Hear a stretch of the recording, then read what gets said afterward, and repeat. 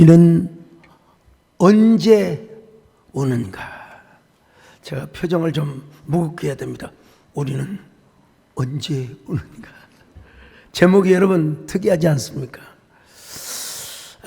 BC 750년경 그리스의 대서사 시인인 호메로스가 오디세이아라는 대서사 시, 우리 고등학교 때 세계사에서 다 공부하는 내용이죠. 그러나 이 깊이 있는 이야기는 또 저만 할 수 있습니다. 주인공 오디세우스는 전쟁에 나가 자그마치 20년 동안 집으로 돌아오지 못했습니다. 트로이와의 전쟁 10년. 그리고 전쟁을 끝낸 후 오디세우스가 10년 동안 이타케라고 하는 고향에 돌아오지 못하는 그 수많은 시련을 담은 이야기이죠. 그러나 여러분, 10년의 모든 세월을 이기고 고향 이타케로 돌아옵니다. 그런 면에서 이 주인공이 오디세우스라고 또 이야기할 수 있어요. 그런데 비가 오나 눈이 오나 바람이 부나 이거 또 하면 또 잃어버린 30년이라는 노래가 생각이 나죠. 비가 오나 눈이 오나 바람이 부나 여러분 20년을 자기 남편만을 기다립니다. 참. 아내 페넬로페의 입장에서 보면 여자의 그 갸륵하고 애절한 정신, 여러분 이분도 또 주인공이라고 할 수 있어요. 여러분, 남편이 집을 20년을 비웠으니 얼마나 많은 사내들, 얼마나 많은 남정네들이 구원을 하였겠습니까? 그래도 페넬로페는 오로지 남편인 오디세우스만을 기다립니다. 수많은 남자들이 와서 욕을 하고 구원을 해도요. 우리 교회에서 매년 참전용사 초청 행사를 하는데 실종자 부인이요, 사실은 여러분 말이 실종자이지 100% 돌아가신 거예요. 유해를 못 찾아서 그렇죠. 근데도 그 남편의 사진을 걸고 오면서 눈물을 흘리고 시집가지 않고 끝까지 남편을 기다리는 그 여인의 향기, 참 얼마나 애처로운 이야기입니까? 저는 이 애처로운 이야기가 생각이 날 때마다 참 페넬로페는 얼마나 갸륵하고 얼마나 참 아름다운 비단 같은 마음을 가졌던 사람인가, 이런 노래가 제가 생각이 났어요. 잘 될지는 모르겠습니다만은.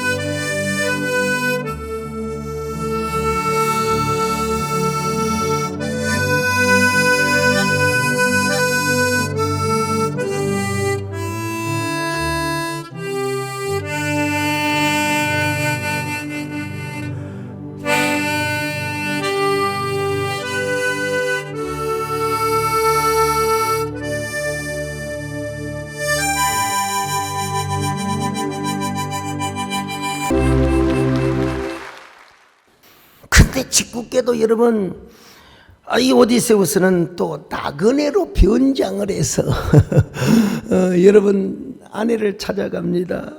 그래서 그녀는 남편이 왔는데도 남편인 줄 모르고 남편을 그리워하며 여러분 연정의 눈물을 흘리는 거예요.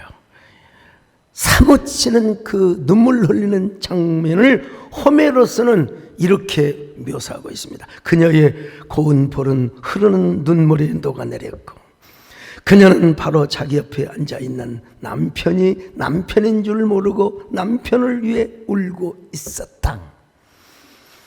오디세우스는 울고 있는 아내가 마음속으로 애처로웠지만 그의 두 눈은 눈꺼풀 사이에서 불이 나 모세인 양 꼼짝도 안 하고 아주 교묘하게 눈물을 훔쳤다.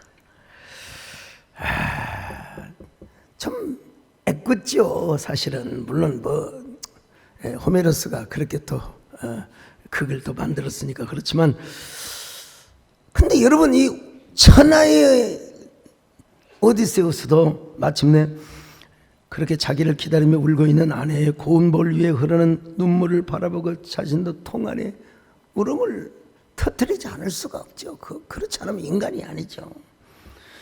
20년 만에 사랑하는 아내를 보고, 아니 20년 동안 비가 오나 눈이 오나 바람이 부나 자기만을 기다려줬던 아내를 보며 오디세우스는 마침내 여러분 눈물 폭탄을 터뜨립니다. 여러분 보통은 제가 이제 주일 저녁 예배 마치고 이제 또 다음 주 설교를 대략 불러주거나 설교를 하고 기초를 탄, 제가 이런 내용을 우리 성광희 목사님께 이제 불러주고 잘 받아치세요. 잠이 안 와요. 저는 언뜻 생각에 꽂히거나 어떤 상념에 잡히면 잠이 잘 안 와요. 새벽 5시, 5시 반. 어둡게 잠이 들고 나서 다음에 여러분 운동으로 가는데 잘 되겠습니까? 공이 잘 안 맞죠, 사실. 제가 잠이 안 오는 동안에 잠시 오디세우스가 되어서 페넬로프를 향한 고백적 서시를 제가 한번 상상을 해봤습니다. 제가 쓴 거예요. 호메로스가 쓴 게 아니라. 오 페넬로프요, 트로야의 전쟁을 하는 날에도 나는 당신을 한 번도 잊은 적이 없었어. 무더운 한여름밤에도 손을 꽁꽁 얼어붙게 한 차디찬 겨울밤에도 당신을 향한 연정을 단 한 번도 멈춘 적이 없었어. 삶이 무엇이기에, 우리네 인생이 무엇이기에 우리는 이렇게 전쟁을 하고 이별을 해야 한단 말이에요. 10년간의 기나긴 전쟁을 마치고 돌아올 때 나는 바로 고향으로 돌아올 줄 알았어. 한 살이라도 더 먹기 전에 아직은 내 가슴 속에 젊음의 심장이 고동칠 때 당신을 만나 뜨거운 사랑을 나누고 싶었어. 그러나 트로이의 전쟁보다 더 지난한 세월이 우리와의 기나긴 이별을 만들어 줄 줄을 누가 알았겠어.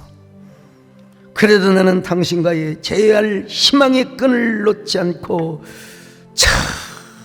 포갑의 신 포세이돈과 싸우며 라이트리곤 거인족과 싸울 때도 당신을 향한 사랑의 끈을 붙잡았고, 저 바다에 유혹의 신 세이레나는 고혹의 여신이 내 영혼을 덫줄로 감아 놓았지만 오직 당신을 향한 애정의 열망이 그 덫줄을 풀게 해주었다고.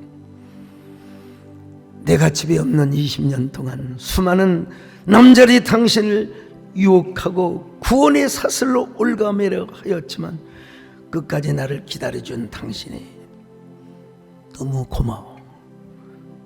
눈물이 터질 듯하오.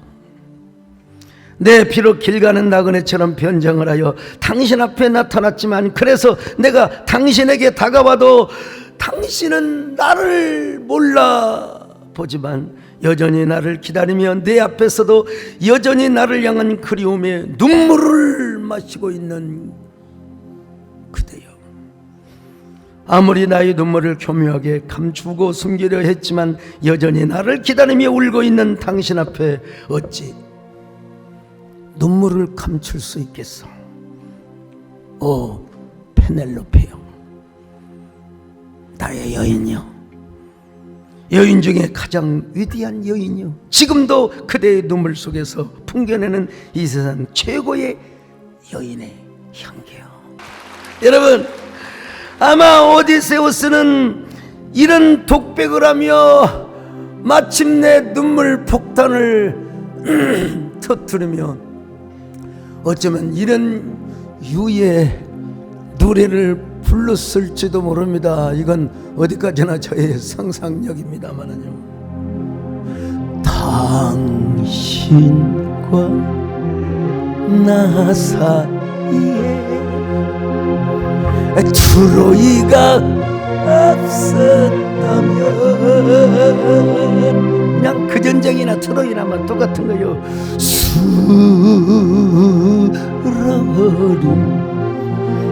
이별만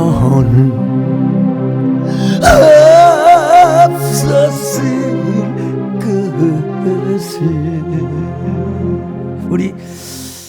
우리나라는 여러분 유교적 영향을 받아서 남자들은 함부로 울면 안 된대요. 참, 이런 남자는 몇 번 울어야 되느냐? 세 번 울어야 진짜 남자 돼요. 언제 우느냐? 태어날 때 울어요. 태어날 때. 울어야 이게 진짜 남자가 된다는 겁니다, 여러분. 두 번째는 부모님이 돌아가셨을 때 울어야 한다는 거요. 그냥 우는 것이 아니라 콕을 나며 웁니다. 여러분, 아버지가 100살을 사시다 돌아가셔도 아이고 아이고 아이고 아이고. 여러분, 보통 목사님들이 이렇게 안 합니다. 그냥 아이고 아이고 아이고.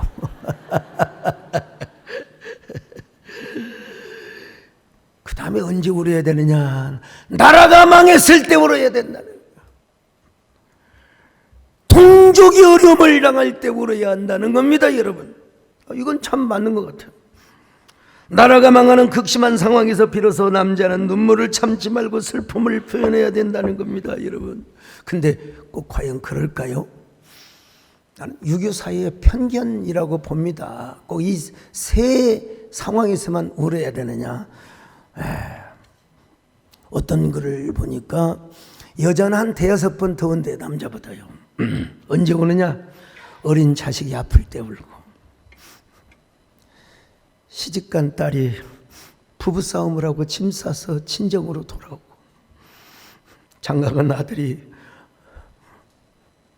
친정으로 처갓집에 가서 아내를 데리러 갈 때, 여러분, 여자는 그때 운답니다. 사귀던 남자가 배신할 때, 믿었던 남자가 바람을 피울 때, 그리고 딸이 시집을 갈 때. 특별히 여러분, 장모는 언제 마음에 칼을 가느냐? 사이 녀석이 바람을 필 때 마음이 칼을 간대요. 여러분, 여기 고개 숙이고 있는 남자들은 지금 의심의 대상이 됩니다. 저를 보세요. 자, 장모가 칼을 갈면 무서워요. 우리 조심하시기 바랍니다. 저는 여자 성도님께 물어보고 싶어요. 여자는 일생에, 모파상에 쓴 여자의 일생이라는 참 가엾는 그 주인공이 그려지죠. 모파상의 여자의 일생. 여자는 몇 번을 우는가? 몇 번을 운다고 생각하세요? 우리 김재일 장군 몇 번을 운다고 생각하세요? 예.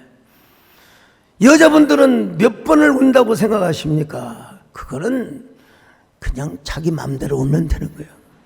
무슨 여자가 사는데 몇 번을 우는 게 어디가 있습니까? 속상하면 울고, 화나면 울고, 울어야죠. 가슴 아프면 울어야죠. 남자도 마찬가지입니다. 무슨 3번만 울어야 됩니까, 여러분?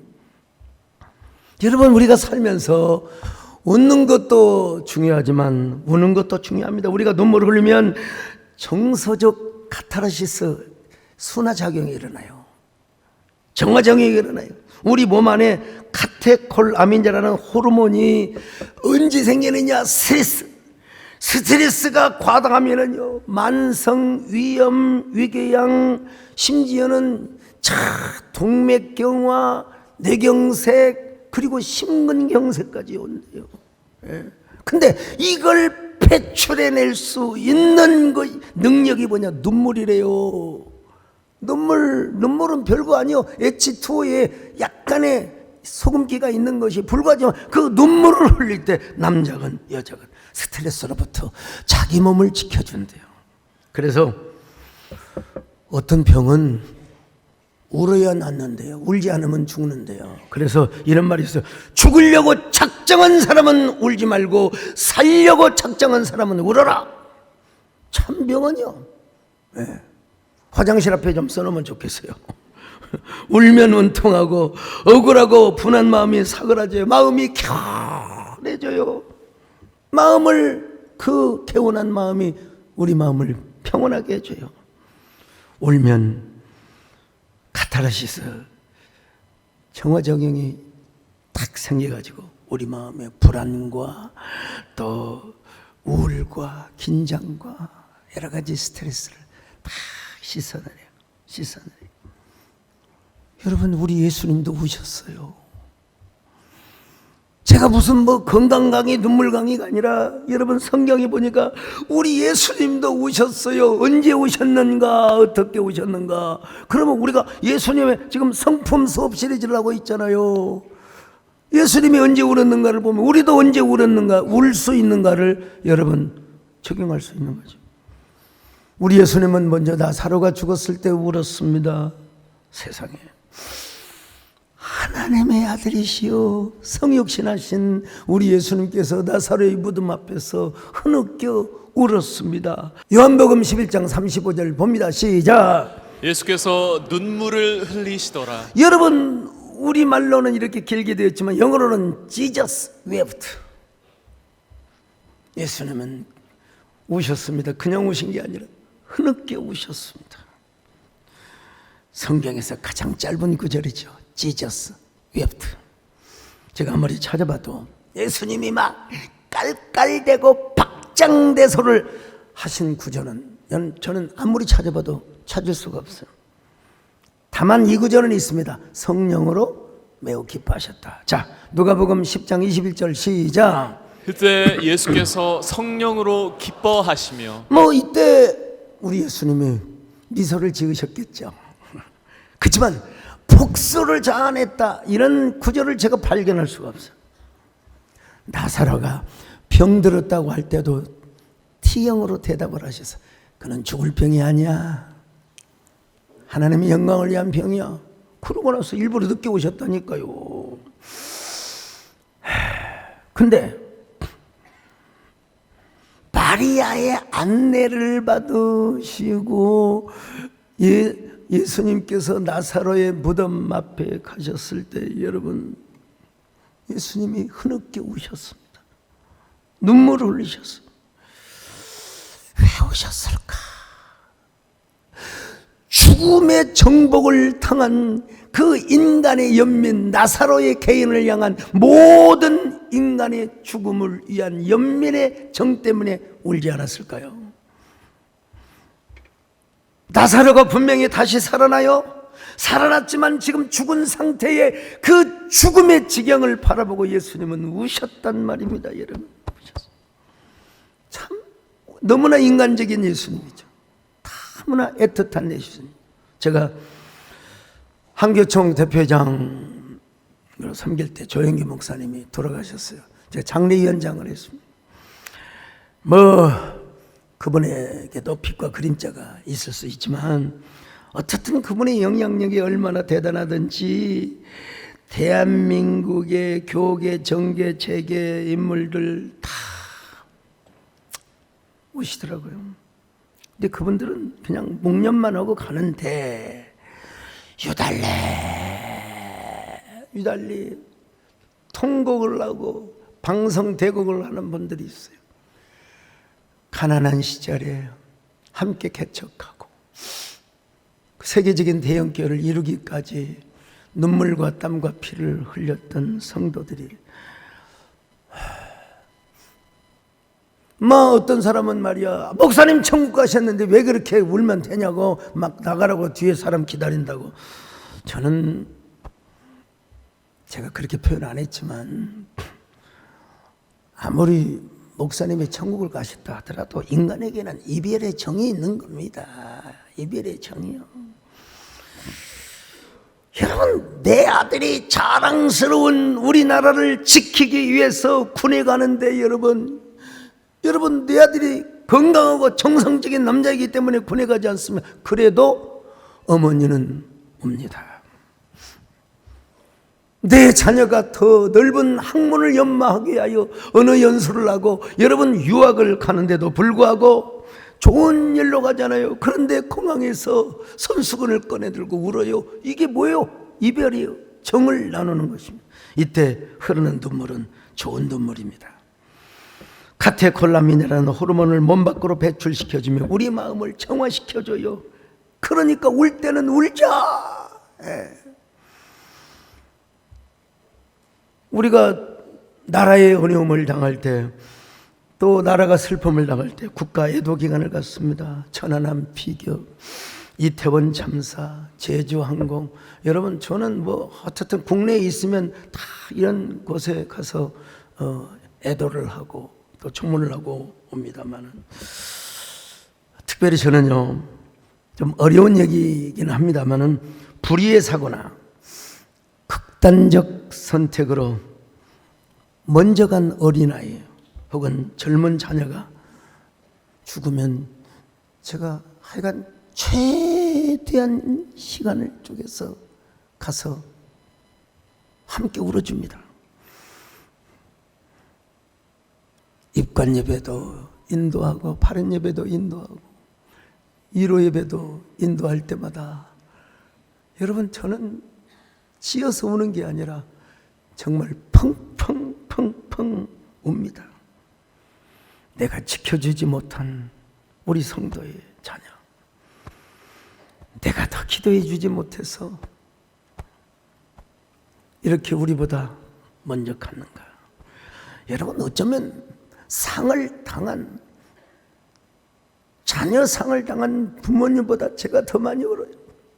관을 붙잡고 울면서 대성통곡을 합니다.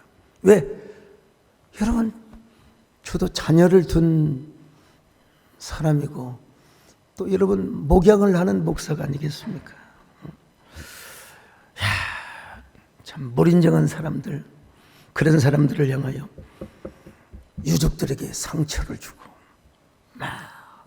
여러분 중세, 너무 중세에서는 좀 너무 지나친 교리, 자살을 하면 반드시 지옥 간다는 그런 가르침을 가르친 적이 있습니다. 그렇지만 저의 은사이신 김세현 박사님은 이런 주장을 하셨어요. 한참 오래됐는데, 자살을 하는 사람이 지옥 가는 것보다 자살하는 사람이 지옥 간다고 말하는 사람이 더 지옥 갈 가능성이 크다.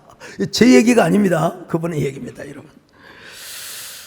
물론 우리는 심판을 받기 때문에 백보자 심판에 앞에 가서 심판대 앞에서 꾸중을 받지요. 당연히 너 왜 그랬어? 야단을 맞겠죠. 그러나 난 그렇다고 여러분 반드시 지옥을 간다고 주장할 수 있을까요? 저는 I don't think so. 100% 그렇지 않다고 믿습니다. 여러분, 깊은 우울증이나 정신질환도 병입니다. 여러분, 자신의 감정을 통제할 수 없어서 극단적 선택을 했다고 지옥을 갔다고 함부로 정죄를 할 수 있는가? 제가 이런 얘기를 하는 것은 절대로 여러분 오해하지 마십시오. 자살을 조장하거나 자살을 미화시키게 함이 아닙니다. 어떤 경우에도 여러분 자살은 미화될 수 없습니다. 다만 저는 함부로 정죄하지 말자는 것입니다. 여러분, 정말로 한국교회가 존경하는 명망 있는 목사님이 여러분 치매에 걸리셨어요. 권사님들이 문안을 여쭈러 가니까 뭐라고 한 줄 아세요? 야 이것들아, 예수 믿으면 천국 간 줄 알아? 여러분, 그렇다고 그분이 지옥을 갈까요? 우리는 그렇게 말해서는 안 되죠. 그분은 다만 치매라는 병을 앓고 있었기 때문입니다. 여러분, 구원이라고 하는 것은 하나님의 전적인 은혜입니다. 그리고 우리의 믿음을 통하기는 하지만은 하나님의 절대 주권으로 인하여 여러분 우리에게 주신 선물이라는 것입니다. 그러니까 우리는 그런 어려움을 당한 사람들 앞에 가서 우리는 정죄하지 말고 여러분, 우리는 함께 울고 함께 눈물을 흘리며 슬픔을 나눌 수 있어야 돼요. 자, 로마서 12장 5절 보실까요? 시작. 즐거워하는 자들과 함께 즐거워하고 우는 자들과 함께 울라. 여러분, 우리가 언제 웁니까? 이웃이 어려움을 당할 때 울어줄 수 있는 사람이 예수님의 성품을 본받는 사람입니다. 여러분, 전도서 7장 2절 같이 보실까요? 시작. 초상집에 가는 곳이 잔치집에 가는 것보다 나으니 모든 사람의 끝이 이와 같이 됨이라. 산자는 이것을 그의 마음에 둘지어다. 사랑의 눈물. 적어도 예수 그리스도의 인격과 성품을 닮은 사람은 이웃의 아픔에 동정하고 여러분 스프랑크주마이의 마음을 가져야 한다. 자, 그런가 하면 또 우리 예수님은 언제 오셨는가? 예루살렘의 멸망을 내다보면서 우셨습니다. 자, 누가복음 19장 41절로 42절을 보시겠습니다. 시작. 가까이 오사 성을 보시고 우시며 이르시되 너도 오늘 평화에 관한 일을 알았더라면 좋을 뻔하였거니와 지금 내 눈에 숨겨졌도다. 우리 예수님은 종려주의를 맞이하여 군중들의 대환영을 받았어요. 그렇지만 그 환영이 별로 기쁜 장면이 아니요, 지금 벳박의 언덕에서 예루살렘 성이 보이거든요. 그 성이 멸망할 것을 미리서 보셨어요. 나사로의 무덤 앞에서는 조용히 흐느껴 눈물을 흘렸지만 예루살렘이 망한다는 소리를, 그 이야기를 할 때는 우리 예수님께서 얼마나 펑펑 우셨는지 모릅니다. 여러분, 다시 한번 누가복음 19장 41절로 42절 한번 봅니다. 시작. 가까이 오사 성을 보시고 우시며 이르시되 너도 오늘 평화에 관한 일을 알았더라면 좋을 뻔하였거니와 지금 내 눈에 숨겨졌도다. 예루살렘이라고 하는 말이 평화란 말이에요. 근데 예루살렘은 평화가 별로 없었어요. 다윗왕 때 솔로몬 때를 제외하고는. 근데 이제 예수님이 보시기에는 앞으로 예루살렘이 저 성이 돌 하나 돌에 남지도 않고 하나님의 성전까지 다 불타오를 것을 예수님은 아셨어요. 누가복음 19장 43절로 44절입니다. 시작. 날이 이를지라 내 원수들이 토둔을 쌓고 너를 둘러 사면으로 가두고 또 너와 및 그 가운데 있는 내 자식들을 땅에 메어치며 돌 하나도 돌 위에 남기지 아니하리니 이는 내가 보살핌 받는 날을 알지 못함을 인함이니라. 실제로 AD 70년에 디토스라고 하는 장군이 예루살렘에, 특별히 그 마사다에 있는 그 저항자들 너무나 끊임없이 저항을 했거든요. 토성을 쌓아가지고 예루살렘 성을 여러분 공격합니다. 그게 질려가지고 이런 찔긴 놈들 그냥 얼마나 잔인하게 죽였는지 용서하고, 뭐 성경에도 나와 있으니까요, 내 자식들을 땅에 메어치며. 여인들이 배가 불렀어요. 죽청으로 배를 갈라가지고 그 핏덩어리 아이를 손에 넣어서 바위에다가 던져서 깨죽였다는 거예요. 여러분, 예수님은 이러한 미래를 바라보시고 우셨어요. 그들의 죄 때문이죠. 동족의 미래, 조국의 미래에 멸망당할 것을 아시고 우셨다는 것입니다. 여러분, 우리가 언제 울어야 됩니까? 속상할 때 울지요. 그러나 조국이 어려움을 당하고 민족이 위태로울 때, 조국의 현실이 험난할 때, 여러분, 울 수 있는 사람이 우리 그리스도인의 성품을 가진 사람. 옛날 우리 한국교회는 얼마나 나라와 민족을 기도했는지 모릅니다. 옛날에는 예수 믿는 것이 나라 사랑이 예수 믿는 것, 그런 때가 있었습니다. 1905년 을사득양을 당할 때 길선주 목사님은 통곡을 하며 울었답니다. 교회사 학자들 가운데 이 눈물이 평양장대인교회 부흥으로 연결되었다고 주장하는 분들도 계십니다. 여러분, 그 이후 물론 우리 한국교회 빛과 그림자가 있겠습니다마는, 그러나 대부분의 교인들, 주류 교인들은 새벽마다 차디찬 새벽 마룻바닥에 엎드려 얼마나 나라와 민족을 위해 기도했는지 모릅니다. 조국 강산, 기도원마다, 교회마다 새벽 무릎을 꿇고 저 155마일의 녹선 휴전선이 무너지게 하시고 평화 통일이 되게 하시고 남북전쟁이 없게 하시고, 우리가 이렇게 기도한 것처럼 앞으로도 우리가 기도를 해야 된다는 겁니다. 나라와 민족을 위해서 때로는 눈물을 흘리며. 지금은 고인이 되셨습니다마는 전 이분을 한 번도 뵌 적은 없어요. 우리 정원사님이 뵙고 훌륭하시다고. 그분의 아드님과는 제가 교류를 하고, 가난 동군학교를 세운 김용기 장로님이십니다. 김용기 장로님은 얼마나 근검 전략의 모범을 보여주셨는지, 그리고 나라와 민족을 위해서 정말로 눈물로 기도하셨대요. 새마을 운동의 앞장을 서면서도, 여러분, 박정희 대통령 얼마나 서슬퍼런 권력이었습니까? 청와대의 초청을 받아 대통령 앞에서, 여러분, 각하란 말을 쓰지 않았대요. 안 썼대요. 예. 많은 목사님들이 대통령 앞에서 대통령 각하. 근데 김용기 장로님 유일하게 박군. 자, 아드님한테 직접 들은 얘기입니다. 박군. 하나님께서 사나 제한은 별로 기뻐하지 않으신다네. 박군, 우리나라가 열심히 일하고 근검 전력하면 우리 대한민국이 2억 명까지 살 수 있어요. 사나 제한은 하나님의 뜻이 아닙니다. 참, 그분은 나라와 민족을 위해서 무릎 꿇고 기도를 하는데, 자기 기도 골방에 이런 글귀를 적어놨대요. 조국이여 안심하라, 내가 기도하노라. 참, 상남자죠. 여러분, 이분이 키가 몇인 줄 아세요? 160이요. 저거 키가 한참 차이가 납니다. 작은 거인요.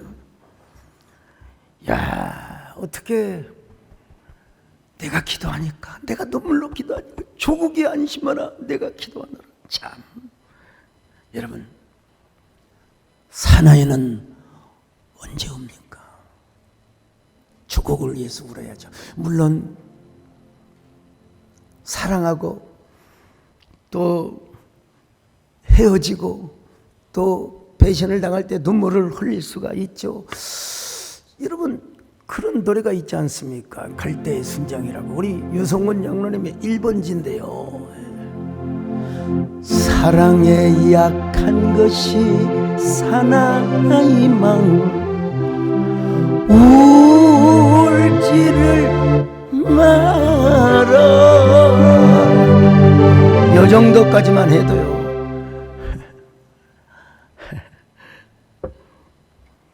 남자도 사랑에 울고 사랑에 웃을 수 있긴 있어야 돼요. 그러나 더 중요한 건 적어도 조국을 위해서 울어야 한다.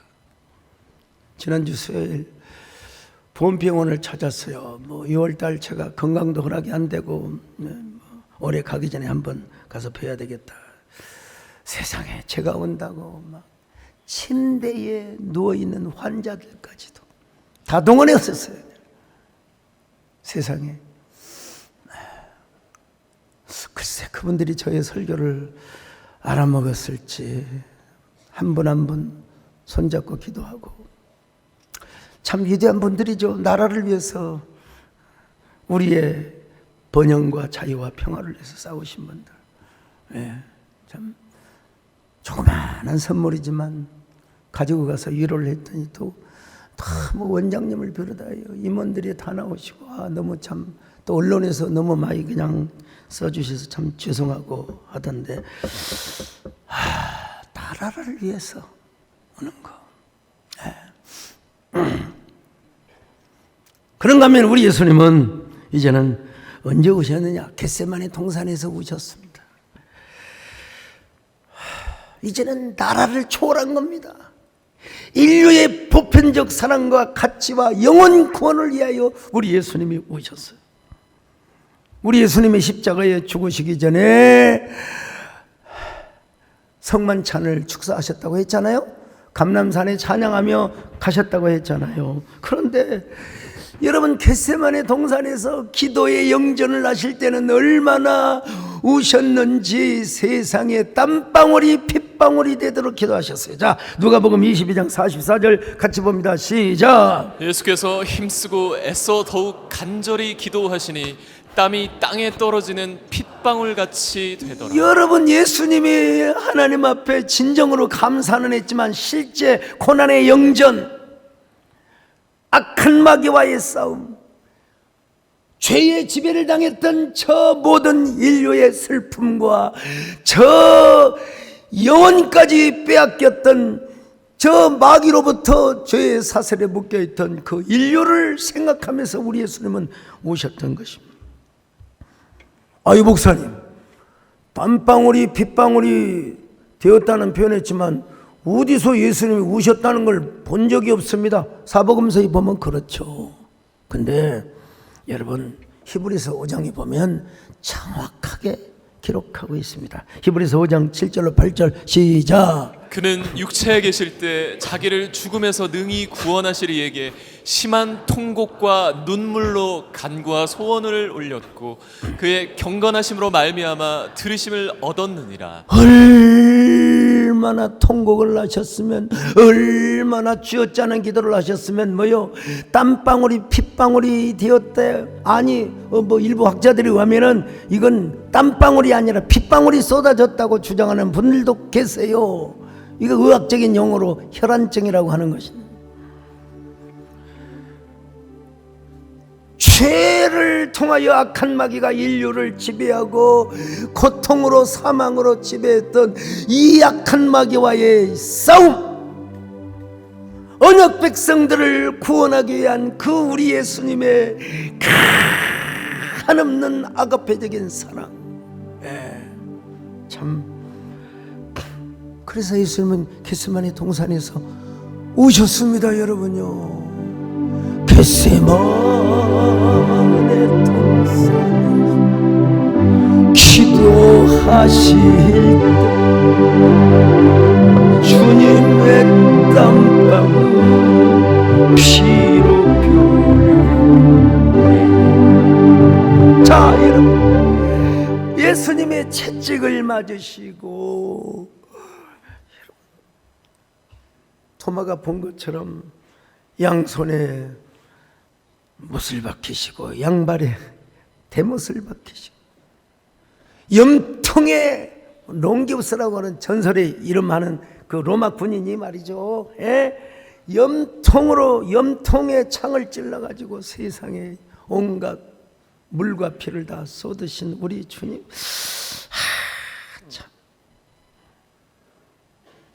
그 고통을 생각하면서 여러분들은 얼마나 울어보셨습니까? 주님의 십자가를 생각하면서 여러분, 그분이 나를 위해서 고난을 당하시고 십자가에 죽으셨다, 이 사실에 감격하여 너무너무 송구하고 죄송해서 여러분 눈물을 쏟고, 그리고 주님께 과연 조용한 통곡을 해본 적은 얼마나 있으십니까? 여러분, 우리가 죄송한 마음을 가져야 돼요. 내 새끼가 어디 가서 다쳐 돌아오면 슬퍼서 울고, 내 자식이 아파서 병원에 입원하면 당연히 우는 것이 부모의 인지상정이지만, 그러나 십자가의 죽음을 생각하면서, 예수님의 고통을 생각하면서 여러분 얼마나 울어보셨습니까? 얼마나 아프셨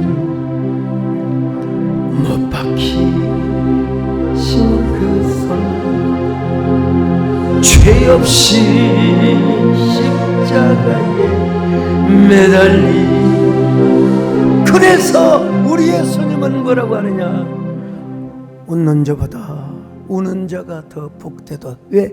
우리 주님의 성품을 많이 닮았으니까. 누가복음 6장 21절입니다. 시작. 지금 우는 자는 복이 있나니 너희가 웃을 것임이요. 우는 자에게 오히려 웃음의 축복을 주신다는 이 역설적 선언이죠. 자, 우리 그리스도인이라면 이웃이 아파할 때 우리도 아파해야 되고, 나라가 힘들고 어려울 때 우리는 국가 공동체를 위해서 울어야 되고, 우리 예수님이 십자가를 앞에 두고 우셨던 것처럼 그 주님의 십자가를 묵상하며, 그리고 주님이 십자가에 죽으셨는데 아직도 믿지 않는 저 영혼들, 우리 예수님은 인류의 뜨거운 사랑을 실천하셨지 않습니까?